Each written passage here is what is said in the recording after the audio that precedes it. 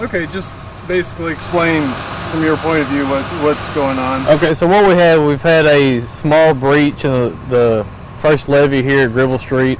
We've got a lot of activity taking place in the city right now. We've got 2 vehicles that are submerged in water. We've got water rescues taking place on those. We've got a structure fire just right down the street from here as well. We've got fire departments handling that as we speak. Right now, we're just urging everybody that lives in the area. It's not a mandatory evacuation, but if you have a place to go to and that you can stay the night at that's away from this area, it's advisable. Right now, we don't have an immediate threat. The breach that's been taking place is being handled by the crews that are here. They've got a close eye on it and watching what it's doing. And if there is an emergency evacuation, you'll be notified when that time comes. As far as the breach goes, is it the main levee, or is there a difference between? From what I've understood, which I just got here just a few minutes ago, there's possibly 2 different levees, and the first one has breached and it's gotten water up to the main levee that's close to Gribble Street here, but it has not overcome that as of yet. And the one that breached is a private levee owned by the company, or that I don't have the information on. And you were talking about water rescues. Where's that going on? We've got one here close by. We've got one vehicle that's submerged in water. We have a water rescue crew working with them, and then we have another one that's out close to the Maumelle area that they work on that as well. It's inside the city of North Little Rock. The one nearby, is it in any way related to the breach, or is it on this side? That's not been defined, understood yet. Back to would we call it a voluntary evacuation, or? Absolutely, yeah.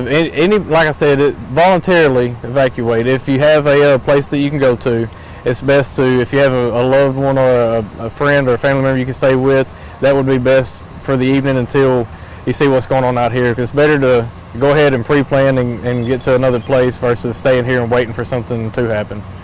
The breach that they had with the smaller levee, do they anticipate that's something they can get taken care of tonight to the point where the emergency personnel leave the scene? And I'm sure our emergency personnel won't leave the scene until everything's taken care of. Like I said, I haven't been here long enough to get all the full details yet.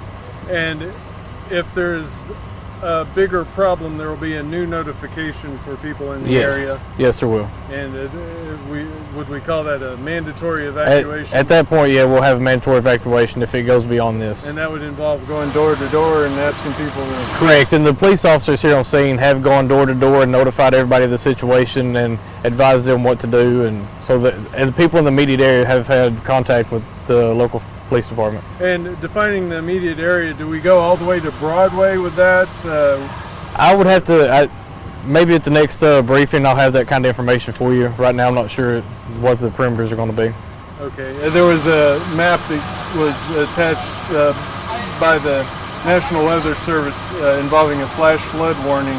Right. I wonder where they came up with that area. Was that just in reference to what would have been the case if there were a breach on the main levee, or was that? It's kind of hard to say. Yeah, that's another division. They take care of that. That's okay. But bottom line on this is, if there's a mandatory evacuation, people will be informed at that time. Absolutely. And like I said, right now, if you have a place to go, it would be advisable to go ahead and leave the area voluntarily. But, you know, that way you're not affected in a hazardous situation. Okay. And basically, is there any way to define the area, east, west, north, south? It would be obviously north of here. If you live anywhere between here and Washington Street, at least, I would say that would be a good starting point. As far as east and west goes, it's all the way down Gribble Street, all the way to Washington. Okay, anything else you need to add that you can think of? Not at this time, no, sir.